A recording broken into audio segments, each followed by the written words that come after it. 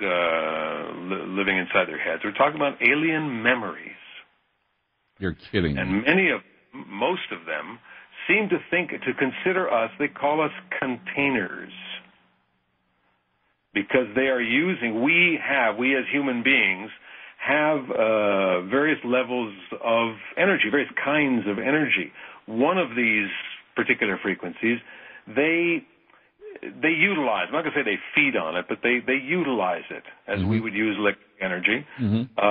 But it's too powerful for them, and so they have to step it down to be able to use. And they step it down by making sure that humans do not raise their consciousness. You know what's interesting, Greg? You know what's interesting about you bringing this up, and I know we didn't even discuss this prior to the show, but there were several instances where, like, for example, I went to Las Vegas before the holiday to be on Conspiracy Theory with Jesse Ventura, and they were talking about the Susan Reed case. And Susan Reed was this woman who basically said that she had hooked up with a man who claimed to be a reptilian alien. And he told her that they had the power to use us as containers to attach reptilian souls or reptilian entities or essences into the human brain, and they piggyback on us. That is exactly what they're doing. That's the confirmation of what I just said. See, and then get a load of this. So there was, that Catholic father that they based the Rite on, the movie? Yeah. He said the same thing. He said that most of the exorcisms that they've been involved with have dealt with not with possessions, but with spirits or alien spirits that attach themselves to human forms and need to be extracted. That is essentially what's been going on. We're just simply changing the terminology. 400 years ago, they were called exorcisms. Now we're getting them out through regressive hypnotic techniques. And that's what Malanga's doing, is freeing the containers, the people who have these alien memories implanted in them, thanks to these regressive hypnotic techniques. In fact, there's a new film that I just finished doing redoing the sound on. It came out in Italy this summer. It will be coming out here fairly soon. Watch for it. It's called 6 Days on Earth.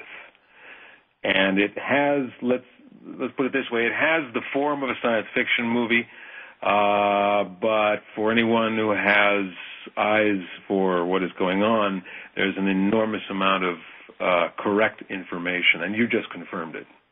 Yeah, I think this is a new phenomenon that hasn't been discovered, although it's been hinted at on my program. And you know how I'm confirming what you're saying. You're confirming a lot of what I've been hearing.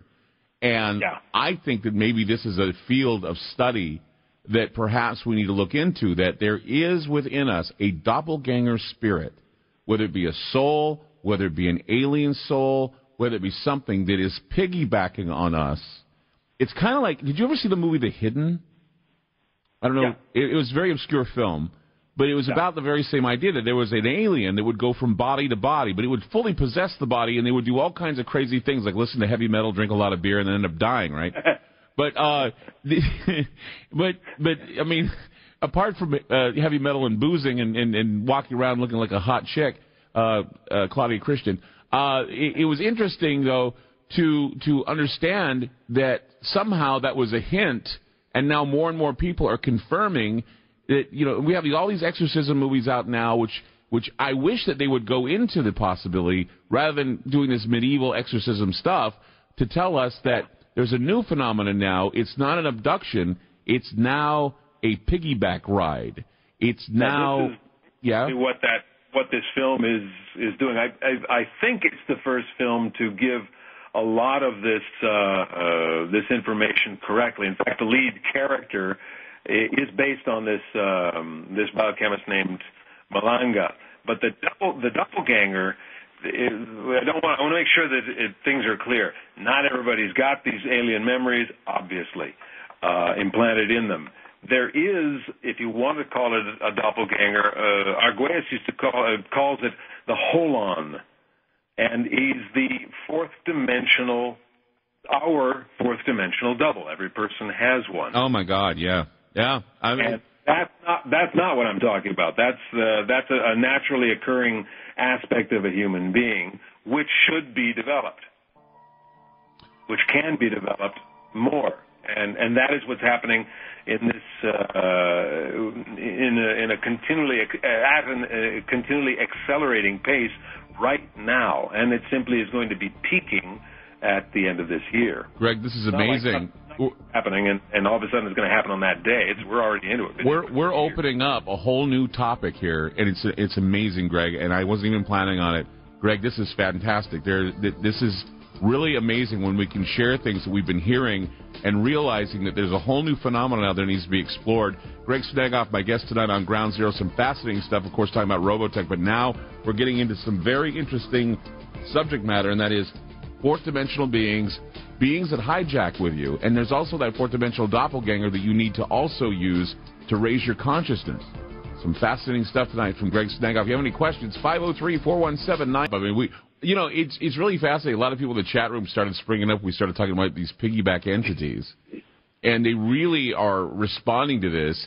And I'm beginning to think that a lot of these entities, whether they're malignant or benign or whatever they are beginning to show themselves in some people, and maybe some people just can't handle them. Maybe that's why we're taking all these drugs to try and suppress them. Would that be something that would be the case, do you think?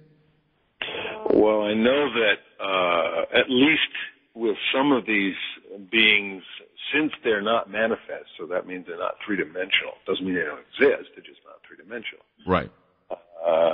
They can communicate or will communicate with. Let's talk radio. If I don't have my antenna or my receiver tuned to your signal, there's obviously no way in hell we can communicate. Right. So we're always talking about frequency. You raise the frequency to the proper level, you've got communication. You don't, it's not there. It's pretty simple. Right. And so they're waiting for certain people, a certain number of people who simply raise that frequency so that there can be communication. Right. It's really not too complicated, actually. It's interesting because we have actually on the air experimented with electromagnetic frequencies, and we have found that using electromagnetic frequencies to try and contact these entities or these spirits actually works like using a train transformer in the mud to get worms to come up. Yeah. It's an amazing thing, and we, in fact, there's a ghost group called Ghost Recon. It's called Northwest Ghost Recon, and this guy, Dr. Burgess, came up with this idea.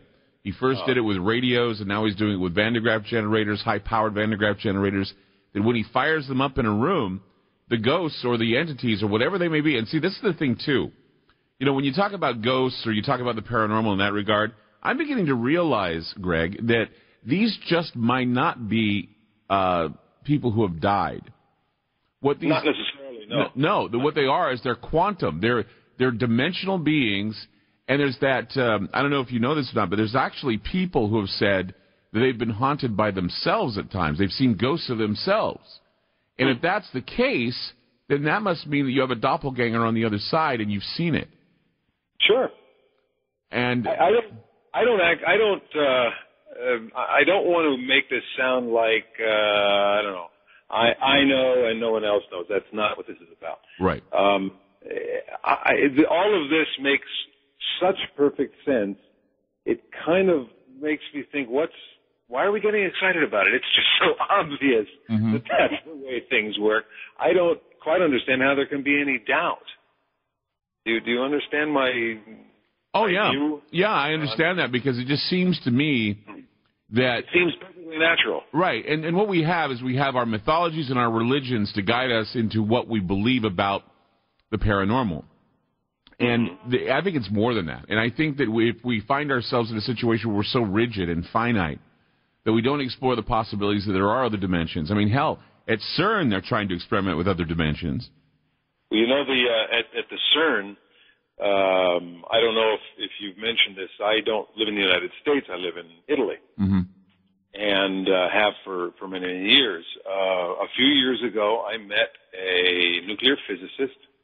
Guy is from an area north of Rome, who about 25 years ago discovered what other physicists call the God particle, and the God particle is the Higgs boson. Right. Bosons are a kind of subatomic particle. Mm-hmm. And Higgs foresaw that there could be this particle, and this guy found it. He demonstrated that Higgs is right. It took him 25 years to prove it, but he did in fact demonstrate that the Higgs boson exists. And the CERN about 5 years ago made an announcement saying, okay, we're going to crank this thing up, and we're going to reveal the Higgs boson. We're going to show the world the God particle. And the head of the CERN had been this man's professor at university. Mm-hmm. And he wrote a little two-page letter saying, dear professor, don't pop the champagne corks because you're not going to find it. Not that you've done anything wrong, but the Higgs boson doesn't exist in 3 dimensions. It exists only in the 4th dimension. That's why they call it the God particle, because it has no mass but confers mass on all the other parts of the atom. And in fact, the CERN, the head of the project was called Miani, said, about 4 days later made another announcement, well, we're not quite ready yet, we've got about another 5 years to go, and shut the project down. This stuff is, if all physicists know and can demonstrate that 95% of the universe is not sensible, meaning we can't see it, feel it, touch it, test it with our senses or our extended senses of machines, then why is any of this a surprise? We should welcome the fact that this stuff is finally coming out. This information is finally coming out. Yeah, it's all part of the revealing. It's all part of what they call the apocalypse. Is what we are all looking at as trying to find the answers. But they don't understand that the future is knowing that time happens simultaneously.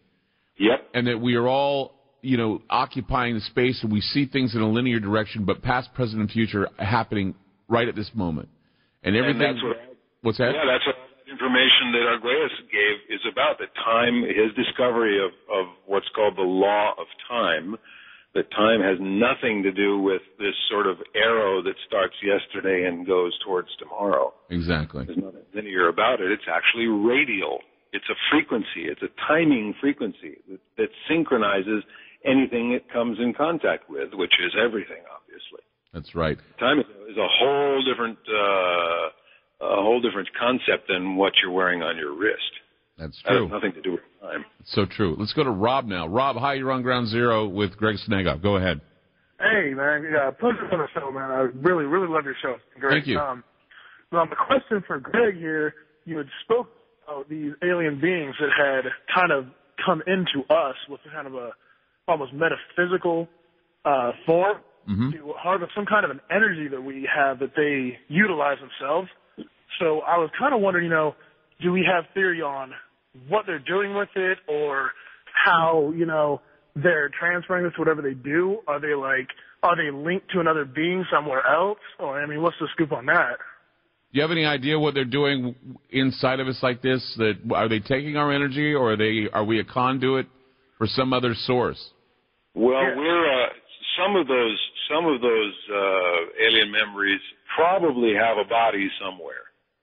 The ones that are known as the light, they call them Lux, L-U-X, and some other things, probably don't have a physical body somewhere. That doesn't mean that they don't exist. As far as the information that seems to be coming out, and it's what they say, it's what these beings reveal in the human's hypnotic state, is that they don't they don't hold us in very high regard. Actually, we are, as comes out in the film 6 Days on Earth, they sort of look at us as cows to be milked. We're useful. This reminds me of the stories of the Vril, Greg. Yeah. The German Vril. They channeled through humans, and they attached themselves through humans, and they gave information to the Nazis through humans. Yeah. They've probably been doing this for quite some time, meaning centuries, if not even longer. Right. Rob, does that answer your question? Yeah, man, that's awesome. What was the name of that movie again you said that was coming out? It will probably be coming out. Well, they don't have a date yet. It's called 6 Days on Earth. All right.